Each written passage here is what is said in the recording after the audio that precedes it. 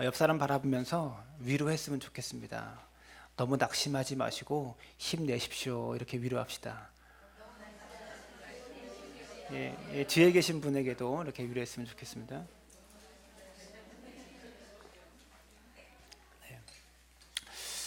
네, 오늘 이 설교를 한 지난주 말고 지지난주 2주 전에 제가 하려고 준비를 조금 했었어요.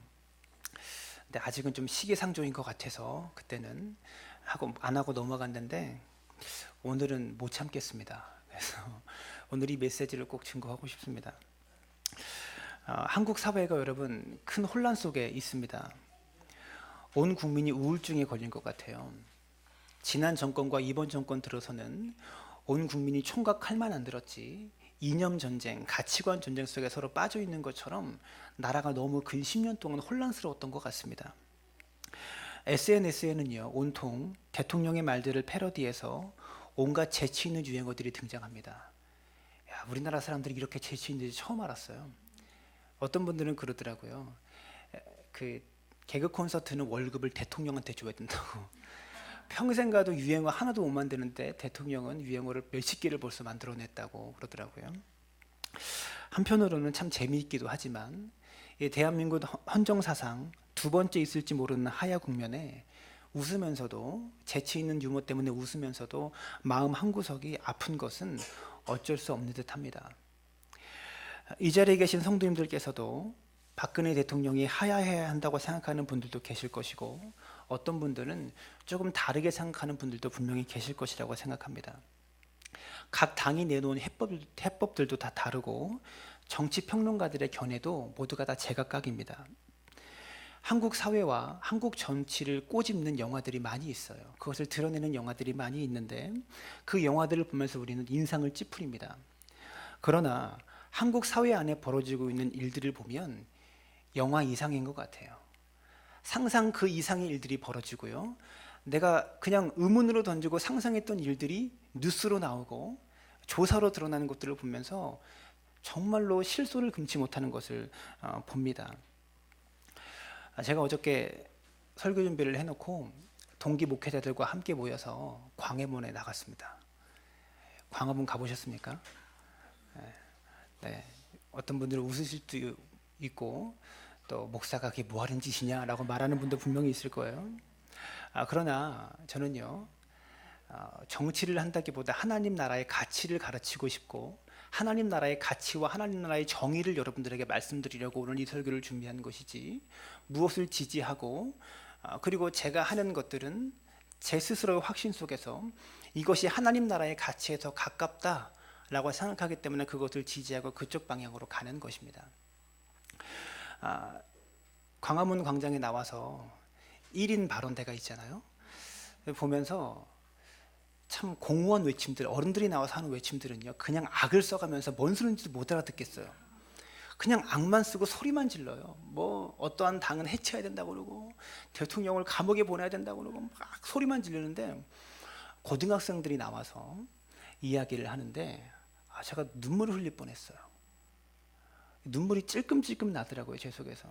어떤 이야기를 하냐면 오늘도 우리 아버지는 택시기사로 열심히 일하십니다. 오늘도 우리 어머니는 마트에서 알바를 하면서 열심히 일하십니다. 우리 어머니가 낸 돈, 우리 아버지가 낸 세금이 한 가정을 위해서, 한 자녀를 위해서, 한 개인의 이익을 위해서 쓰여졌다는 사실이 너무나 안타깝습니다. 그런 취지의 내용들을 하고 이젠 저도 이제 수능을 끝내고 대학에 입시에 들어가는데 우리나라 교육이 이 정도인 것이 너무나 안타깝고 내가 대한민국 국민이라는 것이 부끄럽습니다라는 이야기를 했을 때 눈물이 찔끔찔끔 나더라고요.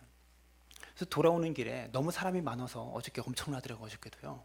너무 사람이 많아서 좀 일찍 들어왔는데 핸드폰으로 전인권 씨가 애국가를 부르는 영상을 봤는데요. 야, 거기서 또 한 번 울 뻔했어요.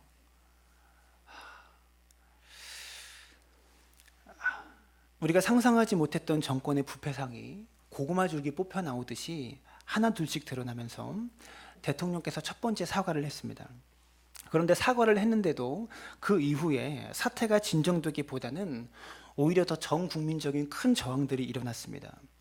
그래서 두 번째 사과를 했는데 두 번째 사과로 저항이 더 거세져서 헌정사상 대통령 최저 지지율을 기록하면서 대통령 지지율이 5%까지 내려가고 20대, 30대에서는 0%, 전라도 지역에서도 0%를 기록하는 어마어마한 일이 벌어졌죠. 그리고 그 사이에 광화문에서 시위하던 사람들의 숫자가 2만 명에서 20만 명으로 늘어났고 지난주에는 100만 명으로 급속하게 늘어납니다.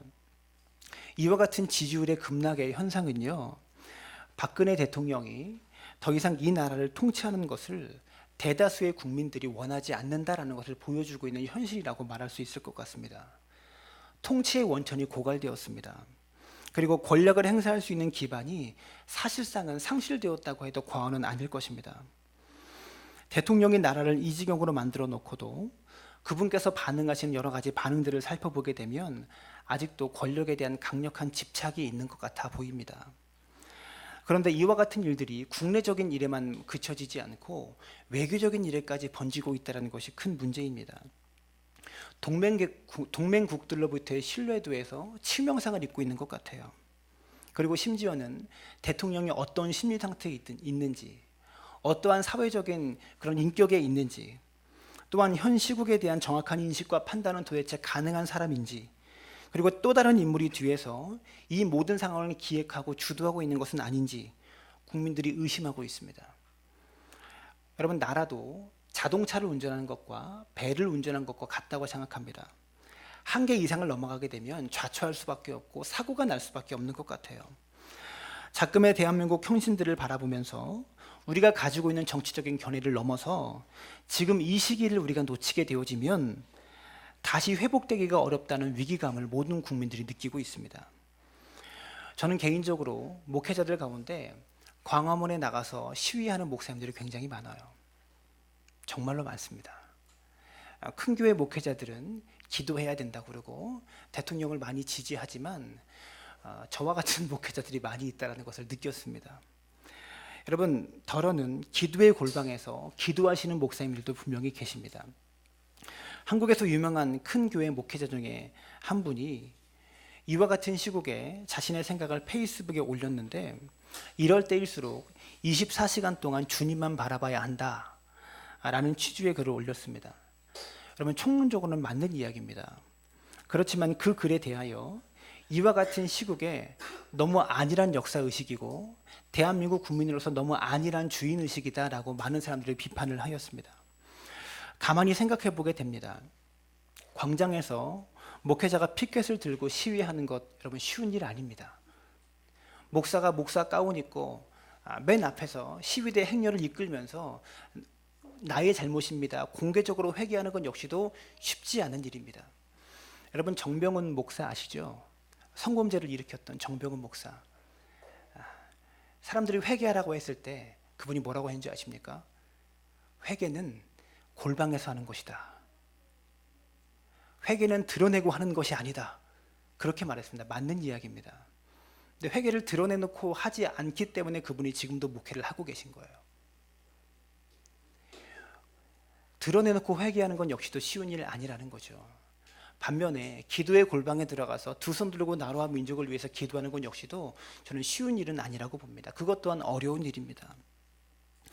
어떤 의미에서는 광장에서 손을 들고 시위하는 것보다 기도의 골방에서 두 손 들고 기도하는 것이 더 어려운 일일 수도 있어요. 그렇게 해석하는 분들도 있을 겁니다.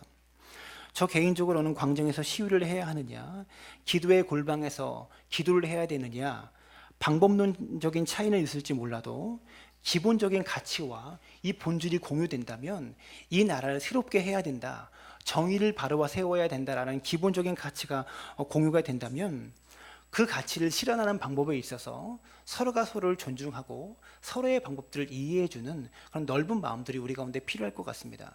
저는 마치 이와 같이 느껴져요. 여러분, 정치계에서도 프레임 전쟁 하잖아요. 종북이니 아니니 늘 프레임 전쟁입니다. 교회도 이와 같은 일이 생길 때마다 종교 프레임 전쟁을 하는 것 같아요. 기도가 먼저냐, 사회 참여가 먼저냐. 서로의 본질을 이해한다면 그것 가지고 전쟁할 필요가 없다라고 저는 생각합니다. 각자의 방법으로 각자의 자리에서 자신이 확신하는 방법을 가지고 일하면 되는 거예요. 여러분, 기도는 노동이다. 여러분 동의하십니까? 기도는 노동입니다. 기도는 그냥 무릎 꿇고 하는 것만이 아니에요. 내 삶의 자리에서 열심히 일하고 지금 내 삶의 어려운 상황을 돌파하는 것, 무릎 꿇고 하는 기도도 필요하지만 나의 삶의 자리에서 열심히 일하면서 어려움들을 헤쳐나가는 것 역시도 기도라는 것이죠. 한국 사회는 총체적인 위기 속에 있습니다. 북한은 핵무기의 눈이 어두워져서 광포하고 있고, 남한은 돈의 눈이 어두워져서 극도로 부패해 있습니다. 이것은 마치 성경시대의 남유다와 북이스라엘의 모습을 판박이처럼 옮겨놓고 있는 모습처럼 보여집니다. 세상은 극도로 소란합니다. 그런데 마치 우리나라에 아무 일도 없었다는 듯이, 제가 아무 일도 없는 것처럼, 아무것도 모르는 것처럼 그냥 넘어가는 것은 설교자로서 바람직한 태도도 아니고 설교자로서 무책임하다라고 저는 스스로 생각했습니다. 제가 작은 교회를 목회하는 목사로서 실질적인 저항이나 실천적인 대안을 찾을 수는 대안을 제시할 수 있는 입장도 아니고 그런 능력도 안 되고, 제가 무슨 말을 한다고 한들 그게 얼마나 책임 있는 말이 되겠는가, 그런 염려스러움도 제 속에 있습니다. 오늘 현 시국에 대한 설교를 하려고 합니다. 이러한 설교는 참 어렵습니다. 보수와 진보 사이에서 중도를 지키는 것이 참 어렵고, 중도를 지키면서 말씀을 전한다고 하지만 듣는 사람의 입장에서는 그렇게 들리지 않을 수도 있기 때문에 그렇습니다. 성도들마다 살아온 시대가 다르고 살아온 문화가 다르고 겪어온 일들이 다르기 때문에 서로가 지지하는 가치관이나 서로가 지지하는 이념들이 모두가 다 다릅니다. 그렇기에 오늘 설교는 성경이 말하는 정치의 가치와 성경이 말하는 정치를 어떻게 실현해야 되는지에 대해서, 그 부분에 대해서 말씀을 나누려고 합니다. 오늘 설교는 저의 그러한 고민과 조국에 대한 사랑과 조국의 현실에 대한 아픔과 안타까움에 대한 산물이라는 것을 여러분들 기억해 주셨으면 좋겠습니다. 이 말씀을 통해서 우리가 무엇인가 하나라도 깨닫고 결단하기를 바라는 마음으로 이 말씀을 증거하려고 합니다. 짐 윌리스라는 목회자가 있습니다. 그분이 쓴 책 중에서 하나님의 정치라는 책이 있어요. 오래전에 제 있는 책을 제가 다시 이렇게 펴봤는데, 짐 윌리스와 같이 시민운동을 이끌었던 리사 설리반이라는 평범한 사람이 한 명이 있습니다. 그녀는 시민운동가였는데요. 그녀가 가르쳤던 한 청년이 이 리사에게 이렇게 묻습니다. 지금은 마틴 루터킹 같은 지도자가 없는 것이 안타깝습니다. 마틴 루터킹 목사와 같은 지도자가 이 땅에 다시 한번 나왔으면 좋겠습니다. 라고 질문을 합니다. 리사 설리반에게. 그러자 리사가 그 청년에게 이렇게 대답합니다. 우리가 기다려온 지도자는 바로 우리 자신입니다. 이 말이 무슨 뜻일까요? 결국 우리 자신이 우리가 기다리는 지도자와 같은 인물이 되어야 한다는 거예요. 우리는 이런저런 모양의 지도자를 꿈꿉니다. 그러면서 이런 지도자가 나와야 된다, 이런 사람이 대한민국의 대통령이 되어야 하고 이런 사람이 정치해야 된다라고 말합니다. 그러나 자기 스스로가 자기가 만나는 지도자와 같은 시민의식을 가지고 그런 의식을 가지고 살아가야 한다라고 이 사람은 말하고 있는 거예요. 여러분, 저는 여러모로 평범하고 더 정확히 말하면 많이 부족한 사람입니다. 그렇지만 제 스스로가 제가 만나고 싶은 지도자 혹은 제가 만나고 싶은 대통령과 같은 그런 인물이 되려고 노력해야 한다라는 겁니다. 우리 각자는 매우 미력합니다. 그러나 우리 자신이 내가 만나고자 하는 그런 정치인과 내가 만나고자 하는 지도자와 같은 인물이 되어갈 때 우리는 연약하지만 결코 연약하지 않은 변화를 이 땅 가운데 우리 조국 속에 이뤄낼 수 있다는 겁니다. 오늘 본문 말씀은 미가서 3장 1절부터 12절은 이 사회의 기득권을 쥐고 있는 이들의 불의에 대한 폭로와 하나님의 심판을 예고하고 있는 말씀입니다. 그리고 미가서 6장 6절부터 8절까지의 말씀은 불의한 이 세상에서 하나님의 백성들에게 하나님께서 무엇을 말씀하고 계신지를 나타내고 있는 본문이라고 할 수 있습니다. 이 두 가지 본문은요, 지금 우리가 만나고 있는 이 불의한 현실에 대한 진단과 이 불의한 세계 속에서 그리스도인이 어떻게 살아가야 하는지에 대해서 나타내고 있는 두 개의 본문이라고 말할 수 있는 거죠. 오늘 본문 미가서 1장 1절을 보시면, 오늘 본문은 아니죠, 미가서 1장 1절을 보시면 이 미가의 출신 지역에 대해서 말하고 있어요. 모레셋 사람 미가라고 밝히고 있습니다. 이 미가가 모레셋 사람이에요. 여러분, 모레셋이라는 지역은요, 성경에서 단 한 번도 듣도 보도 못한 지역입니다. 보잘것없는 지역과 보잘것없는 가문 출신의 미가가 사회의 기득권층들을 향하여, 권력을 갖고 있는 사회의 기득권층을 향하여 매서운 포문을 열기 시작하는 것을 볼 수 있습니다. 미가서 2절과 3절을 보시면, 6장 2절과 3절을 보시면 이렇게 말합니다. 너희가 선을 미워하고 악을 기뻐하여 내 백성의 가죽을 벗기고 그 뼈에서 살을 뜯어 그들의 살을 먹으며 그 가죽을 벗기며 그 뼈를 꺾어 다지기를 냄비와 속 가운데에 담을 고기처럼 하는도다. 여러분, 다시 한번 다 같이 읽어볼까요? 2절과 3절입니다. 화면 넘겨주세요. 2절과 3절 시작. 너희가 선을 미워하고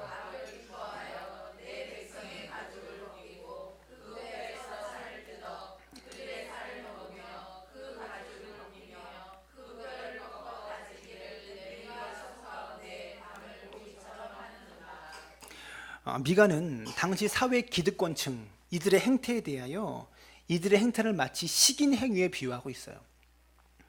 미가는요, 사회 밑바닥에 있는 듣도 보도 못한 출신 지역의 사람입니다. 평범한 사람이에요. 근데 사회 기득권층을 향해서 저항하고 욕을 하는데요, 입에 담기도 힘든 식인 행위의 행태에 비유하면서 기득권층을 향해서 비난하고 힐난하고 있다는 거죠. 이것은 매우 격렬한 언어이고요, 심지어는 저급한 언어입니다. 이런 언어를 사용해서 미가가 기득권층을 향해서 욕을 하고 있다는 겁니다. 미가가 이렇게 격렬한 언어를 사용하는 것은요, 미가의 격렬한 흥분을 나타내고 있는 거예요. 지도자들은 백성의 안위와 번영을 위해서 세워진 사람들입니다. 백성의 안전을 지키고 백성과 나라를 번영하기 위해서 세워진 사람들이다라는 거죠. 그러나 지도자들은 반대로 행동했습니다. 백성을 보호하기는커녕 백성을 잡아먹었습니다. 이들의 이러한 뒤집힌 행태에 대해서 하나님은요, 마지막 때에 그들의 처지를 뒤집을 것이다 라고 말씀하고 계십니다. 4절의 말씀입니다. 함께 읽습니다. 시작. 그때에 그들이 여호와께 부르짖을지라도 응답하지 아니하시고 그들의 행위가 악했던 만큼 그들 앞에 얼굴을 가리시리라. 이와 같은 만연된 불의는 비록 비단 우두머리들에게만, 정치인들, 기득권층에게만 국한된 것이 아니었습니다. 종교 지도자들도 다를 바가 없었어요. 그들은 그릇된 길로 백성들을 인도했습니다. 그것을 5절이 이렇게 말합니다. 제가 읽을게요. 내 백성을 유혹하는 선지자들은 이에 물 것이 있으면 평강을 외치나 그 입에 무엇을 채워주지 아니하는 자에게는 전쟁을 준비하는도다. 이런 선지자에 대하여 여호와께서 이르시되. 타락한 선지자의 특징, 타락한 종교 지도자의 특징이 무엇이냐면 그 이빨에 무엇인가 뜯어먹을 것이 있으면 평강을 외치고 그 입에 먹을 것이 채워지지 않으면 전쟁을 준비하는 자들이다라고 말씀하고 있는 것입니다. 이와 같은 거짓된 선지자들은 하나님께 들은 것에 의해서, 주님께서 말씀하신 것에 의해서 예언하지 않고 백성들이 지불한 돈에 따라 예언을 하기 시작합니다. 이들은 제사에 대해서 말할 뿐, 예배와 제사에 대해서만 말할 뿐 정의에 대해서는 일절 말하지 않습니다. 외치지 않습니다. 선지자들은 약자를 보호하고 약자를 대변해야 되지만 거짓 선지자들은요, 강자를 보호하고 강자를 대변하고 그들과 공생하며 살아가고 있었다라는 거예요. 이것이 미가가 살았던 시대의 시대상입니다. 어떤 이들은 입만 열면 사람들이 듣기 좋은 번영과 안정과 축복에 대해서만 설교하고 외칩니다. 이것이 거짓된 신앙과 거짓된 신학을 양산한다라는 거죠. 11절 이하를 보시면 다시 사회 기득권층에 대해서 전방위적인 비판을 미가가 하기 시작합니다. 함께 읽습니다. 시작. 그들의 우두머리들은 뇌물을 위하여 재판하며 그들의 제사장은 삭슬을 위하여 교훈하며 그들의 선지자는 돈을 위하여 점을 치면서도 여호와를 의뢰하여 이르기를 여호와께서 우리 중에 계시지 아니하냐, 재앙이 우리에게 임하지 아니하리라 하는도다. 이 11절의 말씀은요, 지금 2016년도인데 오늘자 신문에 그대로 실려도, 사설에 그대로 실려도 손색이 없을 만큼 현 시대와 정확하게 맞떨어지는 그런 본문입니다. 당시 재판관들은요, 돈을 위해서 재판했습니다. 자신의 이익을 위해서 재판했습니다. 오늘날의 검찰이 많은 비판을 받으면서 국민들이 검찰을 믿지 못하고 있어요. 이 당시도 억울한 백성들이 재판관을 찾아갑니다. 그러나 가난한 자들에게 공정한 법의 잣대로 심판하지 않았다라는 것이죠. 제사장에게로 갑니다. 예언자에게로 찾아갑니다. 자신의 억울한 마음과 자신의 분한 감정들을 제사장들에게 이야기합니다. 그러나 그들은 어느 곳에서도 위로를 받지 못합니다. 제사장과 재판관들이 돈을 내는 부자들은 축복해주고 돈 없는 가난한 자들을 축복하지 않았기 때문입니다. 기득권자들의 눈에 하나님이 보이지 않아요. 약한 이웃도 보이지 않습니다. 그들의 눈에는 오직 돈밖에 보이지 않습니다. 오늘날 한국 사회에 일어난 현실도 돈 때문에 일어난 현실입니다. 북한은 행복에 미쳐 있고 남한은 돈에 미쳐 있어요, 정치인들이. 이것이 이 사회의 현실이다라는 것이죠. 그런데 문제는요, 기득권자들이 부를 증식시키고 그 부를 축적하기 위해서 집요하게 노력합니다. 그리고 매우 창의적인 방법들을 창안해내면서 창의적인 방법으로 부를 착취하려고 노력합니다. 그리고 기득권자들은요, 계획이 수립되어지면 미적거리지 않습니다. 신속하게 행동합니다. 왜 그렇습니까? 그들의 손에 권력이 있기 때문에 그렇습니다. 힘이 있기 때문에 그랬다라는 거죠. 그렇기 때문에 기득권자들의 방법은요, 그들의 수법은 탁상 국면에 머물지 않습니다. 그들은 그들이 계획한 악한 계획을 실행할 수 있는 정치적, 경제적, 사업적인 힘과 능력이 있다는 것입니다. 이것이 미가가 살았던 시대의 모습이고 이것이 오늘날 한국 사회의 현실이다라는 겁니다. 근데 문제는요, 그 기득권자들이 돈을 쫓으면서 돈만 살아가면서 입술로는 무엇이라고 외치고 있습니까? 미가서 3장 11절에 기록되어 있어요. 3장 11절, 여호와를 의리하여 이르기를 여호와께서 우리 중에 계시지 아니하냐, 재앙이 우리에게 임하지 아니하리라 하는도다. 그렇게 돈을 쫓아가면서 여호와 하나님께서 우리와 함께 하신다라고 말하고 있다는 겁니다. 참 안타깝습니다. 이렇게 기득권자들은요, 가증스럽고 역겨운 거짓말들을 반복합니다. 이런 얘기까지 하지 않으려고 그랬는데, 한 정치인이 단식 농성을 하면서 국회 기도실 문고리를 붙잡고 기도하는 모습을 보면서 마음이 너무나 안타까웠습니다. 기도를 잘못 가르친 것 같았고요. 지자들 앞에서 성경책을 펴놓고 성경을 읽는 모습을 보면서, 여러분, 그것이 한국교회 그쪽 당을 지지하고 있는 목회자들에게 보여주려고 하는 행동임을 누가 봐도 알잖아요. 그 모습을 볼 때 가슴이 너무나 아팠습니다. 한국의 총리라는 사람이 국회에서 정부 질의를 하는데 답변하는 것마다 다 거짓말만 해서 다 들통났어요. 그것들을 보면서 너무나 안타까웠다라는 것이죠. 그러면서도 하나님이 우리를 사랑하신다, 여호와께서 우리와 함께 하신다, 어떻게 감히 이런 말을 할 수 있냐라는 것이죠. 이들은 마음으로는 오직 돈만을 섬기면서 권력만을 섬기면서 입술로는 하나님을 이야기합니다. 최순실도 압구정동에 다니는 한 교회에서 헌금을 내면서 기도 제목을 주보에 실었더라고요. 우리 가족에게 영적인 축복을 달라고. 정유라는, 정주연이었죠. 기도 제목이 이거였더라고요. 아시안게임에 1등하게 해주세요. 이런저런 감사헌금을 내고 기도를 하면서 물질과 탐욕에 사로잡힌 한국교회의 모습을 바라보면서 참 많이 안타까웠습니다.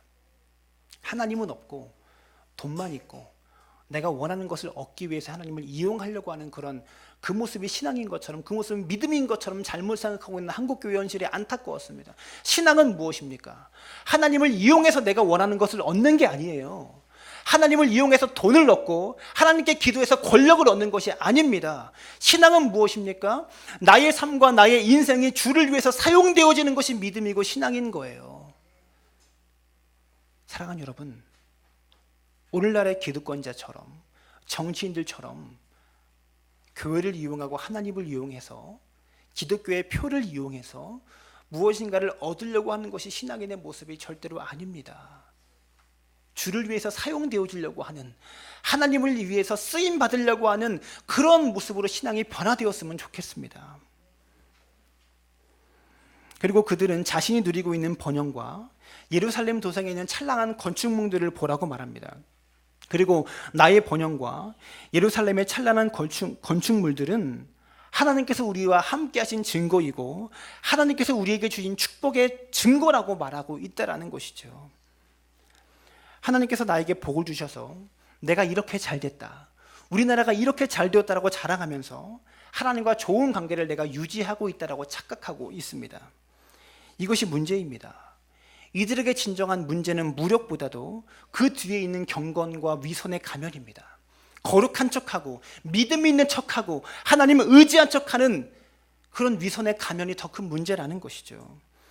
그것이 더 흉악하고 더 흉측하고 더 흉물스러운 것입니다.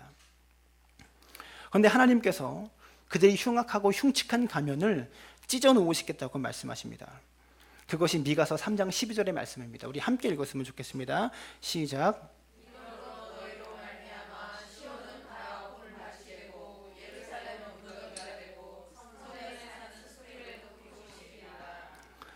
여러분, 이것이 하나님의 경고의 말씀입니다. 시온은 가로엎은 밭이 되고 예루살렘은 무더기가 되고 성전에 사는 수풀이 높은 곳이 되리라. 무서운 경고의 말씀입니다. 또한 미가서 3장 5절을 보게 되면 악한 이들이 잠도 자지 않고 악행을 계획한다라고 말하고 있어요. 잠도 안 자고. 그런데 그때 졸지도 아니하시고 주무시지도 아니하신 하나님께서 그 악한 자들에게 내릴 재앙을 계획하고 있다라고 말씀하십니다. 하나님께서는요, 기득권자들이 불법으로 탈취한 것을 빼앗으실 뿐만이 아니라 그들이 가지고 있는 원래의 것조차도 다 빼앗겨 버릴 것이다, 반드시 너희들이 심판당할 것이다 라고 하나님은 분명히 말씀하고 있는 겁니다. 이것이 미가서 3장 1절부터 12절까지의 말씀입니다. 그렇다면 우리가 살고 있는 이 시대 속에 우리는 그리스도인으로서 어떻게 살아가야 될까요? 이러한 시대를 변화시키려면, 이러한 시대를 새롭게 하려면 우리가 그리스도인으로서 어떻게 살아야 되고 어떻게 행동해야 되냐라는 겁니다. 그것이 미가서 6장 6절부터 8절까지 말씀하고 있다는 것입니다. 우리가 함께 읽었으면 좋겠습니다. 6절부터 8절까지 말씀입니다. 내가 무엇을 가지고 여호와 앞에 나아가며 높으신 하나님께 경배할까? 내가 번제물로 1년 된 송아지를 가지고 그 앞에 나아갈까? 여호와께서 천천의 순양이나 만말의 강물 같은 기름을 기뻐하실까? 내 허물을 위하여 내 마다들을, 내 영혼의 죄로 말미암아 내 몸의 열매를 드릴까? 사람아, 주께서 선한 것이 무엇임을 내게 보이셨나니 여호와께서 내게 구하시는 것은 오직 정의를 행하며 인자를 사랑하며 겸손하게 내 하나님과 함께 행하는 것이 아니냐. 미가서 6장 6절과 8절의 말씀은요, 미가서 전체의 핵심이고 구약 성경 가운데 가장 중요한 본문 중에 하나입니다. 미가서 6장 6절부터 7절 이 두 절의 말씀은요, 바람직하고 아낌없이 하나님께 드리는 제물과 그런 제사와 예배가 무의미하다고 말하는 것이 아닙니다. 그것의 무의미함에 대해서 말하는 것이 아니고, 8절은 우리가 어떻게 행해야 되는지에서 말하고 있는데, 우리가 행해야 되는 것은 세 가지라고 말합니다. 첫 번째, 정의를 행하는 것과 인자를 사랑하는 것과 겸손히 내 하나님과 함께 행하는 것이다. 이렇게 행동해라라고 말씀하고 있다는 겁니다. 다른 말로 하면 하나님께서는 정례화되고 기계적인 종교 행위를 기뻐하지 않으신다라는 거예요. 자기 백성이 적극적으로 정의를 이 땅 가운데 행하고 다른 사람의 유익을 위해서 열정적으로 헌신하면서 자기의 삶의 모든 영역에서 여호와 하나님의 기준들을 겸손하게 굴복하는 것을 하나님께서 원하신다라고 말씀하고 있다는 겁니다. 사랑하는 여러분, 우리의 삶 가운데서 정의롭게 행동할 수 있는 믿음의 사람들 되어지기를 부탁을 드립니다. 부정과 부패를 바라보면서 그것이 부정과 부패라고 말하지 못하는 것 자체가 부정부패입니다. 그만큼 이 사회가 썩었고 부정하다는 것을 증명하는 거예요. 한국교회가 정치를 향해서 부정하고 부패하다라고 말하지 못하는 것은 그만큼 우리도 부패이기 때문에 말하지 못하는 겁니다. 자기 삶의 모든 영역에서 여호와 하나님의 모든 기준들에 겸손하게 행하고 겸손하게 굴복하는 것을 하나님께서 원하신다는 거죠. 아모스서 5장 24절은요 아주 유명한 구절입니다. 정의에 대해서 밝히고 있는 유명한 구절인데요, 이렇게 말합니다. 오직 정의를 물같이 공의를 마르지 않는 강같이 흐르게 할지어다. 이 말씀은 그리스도인들이 이 땅에서 어떻게 살아가야 되는지에 대해서, 정치를 어떻게 해야 되는지에 대해서 가르쳐주고 있는 핵심적인 본문입니다. 여기서 정의라고 번역된 히브리어를 미시파트라고 합니다. 공의라고 번역된 히브리어가 찌다카라고 합니다. 이 정의와 공의라는 단어는 매우 중요한 단어입니다. 그리고 정의와 공의를 딱 잘라서 구분한다는 것은 매우 어려운 일이에요. 그런데 정의라고 번역된 이 단어는요 법정 용어입니다. 법정에서 모든 사람을 공평하고 동일한 절차를 나타내는 것을 정의라고 말해요. 반면에 공의라는 것은요 관계를 나타냅니다. 하나님과 우리 사이의 관계, 사람과 사람 사이의 관계에서 동일하고 공정하고 평등하게 해야 된다는 것을 말하고 있는 단어가, 정의는 법정 용어이고 공의는 관계적인 용어라는 것에 차이가 있다는 것이죠. 그런데 왜 하나님께서는 이 정의와 공의를 사용하시면서 물과 강이라는 우유를 사용하셨을까요? 정의를 물에 비유하시고 공의를 왜 강물에 비유하셨을까요? 여러분, 홍순관이라는 시인이 있습니다. 이분은 시인인 동시에 찬양하는 사람입니다. 이분이 쓴 시집 중에 내가 걸으면 하나님도 걸어라는 그런 시집이 있는데요, 그 시집에서 평평한 물이라는 시가 있어요. 제가 읽어드리겠습니다. 제목이 평평한 물입니다. 잠깐만요.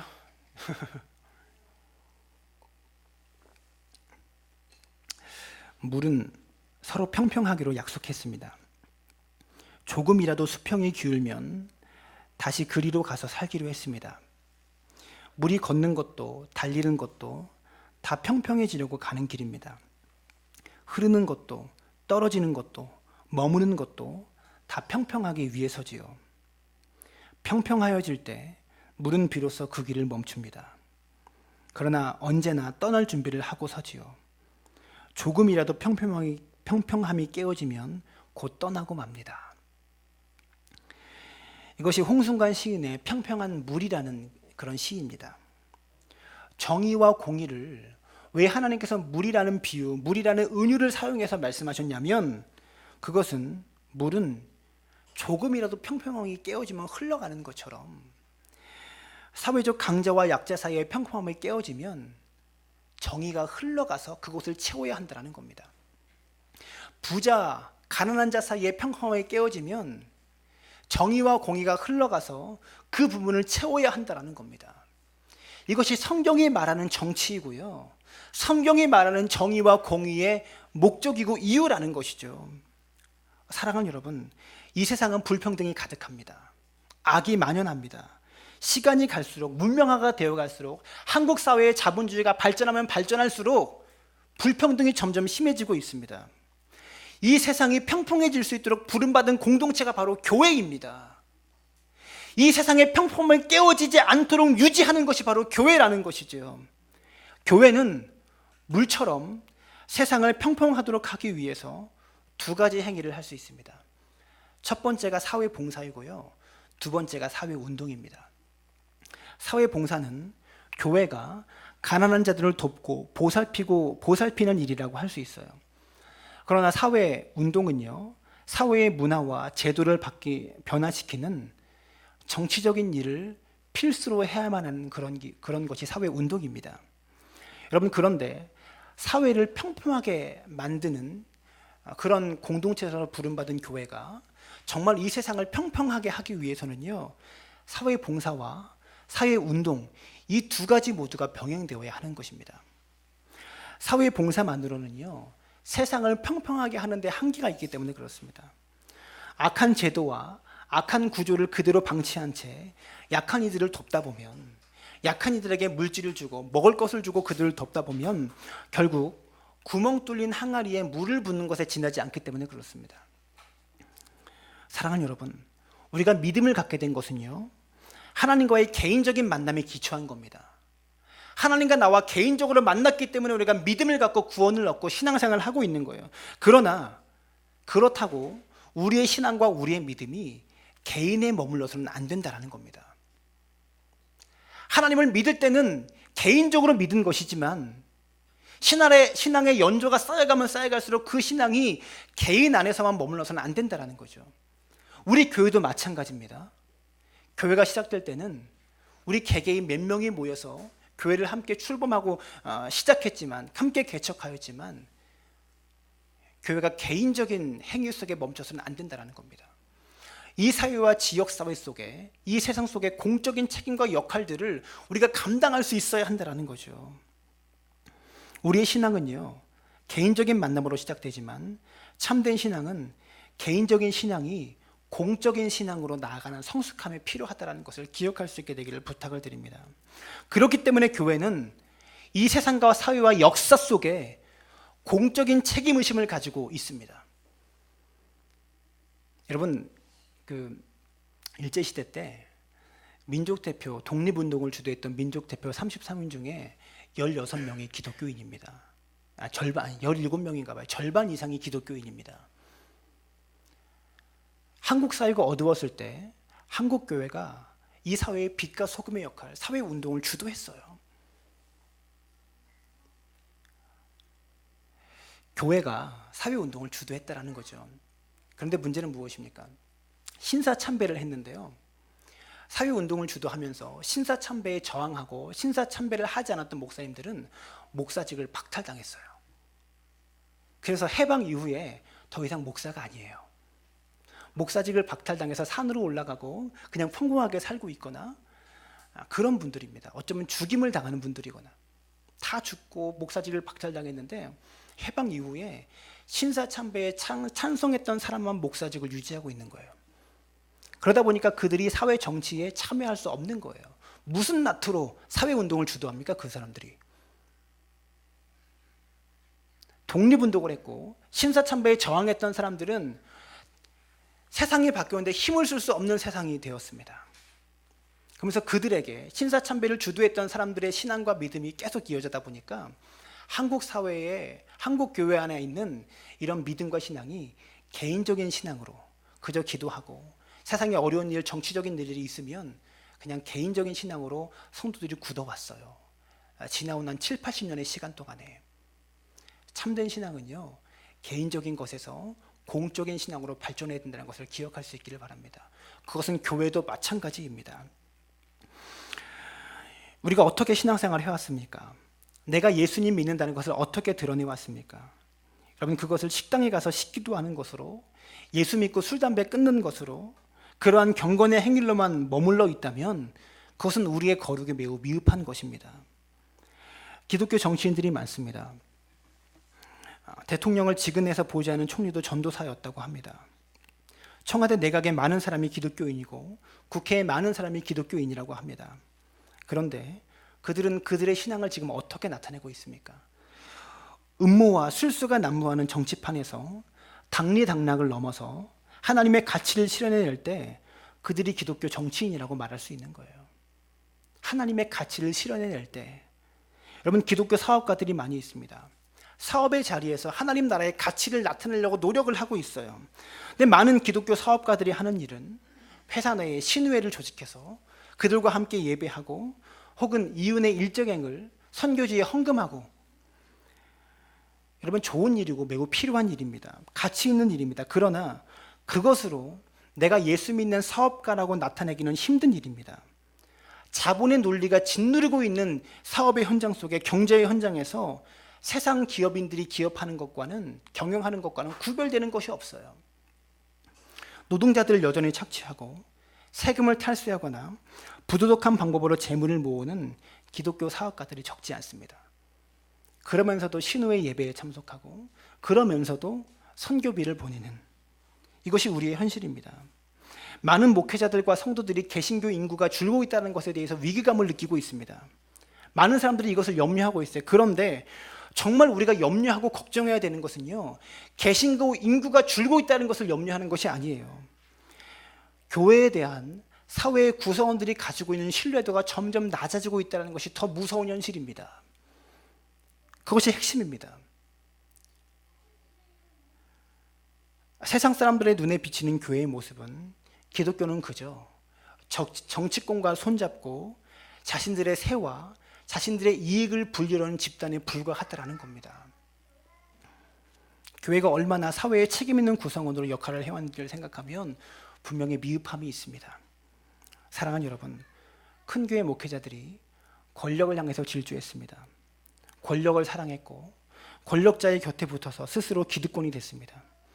정말 교회가 해야 될 일은요, 권력을 향해 질주하는 것이 아니라 이 사회에 가난하고 약하고 소외된 자를 향해서 질주하는 행동을 보여줘야 되는 것입니다. 남미의 한 혁명가가 이런 말을 했습니다. 이 말을 하고 말씀을 마치고자 하는데요, 정치 혁명가가 한 말입니다. 현실주의자가 되라. 그러나 가슴 속에는 불가능한 꿈을 갖자. 정치 혁명가의 말입니다. 저는 그리스도인들이 이렇게 살아야 한다고 생각합니다. 꿈을 가져야 된다고 생각합니다. 성경에 말하고 있는 하나님 나라의 가치를 이 땅에 실현하는 것, 이 대한민국에 평등한 세상으로 만들고 정의가 물같이 공의가 강같이 이르는 것을 이룩하는 것은 불가능한 일처럼 보입니다. 그것이 현실입니다. 그러나 그럼에도 불구하고 이 불가능한 꿈을 성취하기 위하여 달려가야 한다라는 거죠. 이 불가능한 꿈을 포기해서는 안 된다라는 겁니다. 정의롭고 공의로운 대한민국을 만들기 위한 꿈을 우리가 포기할 수는 없다라는 것이죠. 그것이 현실적으로 불가능한 일이라고 할지라도 말입니다. 우리는 오늘날 대한민국에 벌어진 현실들을 바라보면서 슬픔을 갖고 있고 노여움을 갖고 있습니다. 그러나 그 슬픔과 노여움이 점점 커지면 커질수록 조국에 대한 사랑이 더욱 뜨거워지는 요즘이 아닐 수 없습니다. 저는 분단된 대한민국에 희망의 인물이 나타나기를 간절히 소망합니다. 그리고 한국교회가 대한민국의 가장 강력한 희망의 기둥으로 우뚝 설 수 있게 되기를 바랍니다. 그렇지만 너무나 약하고 너무나 가진 것 없는 우리가, 너무나 작은 우리 사랑나무 교회가 이 나라와 이 민족을 위해서 역사 앞에 할 수 있는 일이 너무나 작은 것들일 것입니다. 그렇지만 우리가 가지고 있는 책임의식만큼은, 우리가 가지고 있는 역사의식만큼은 결코 작지 않기를 바랍니다.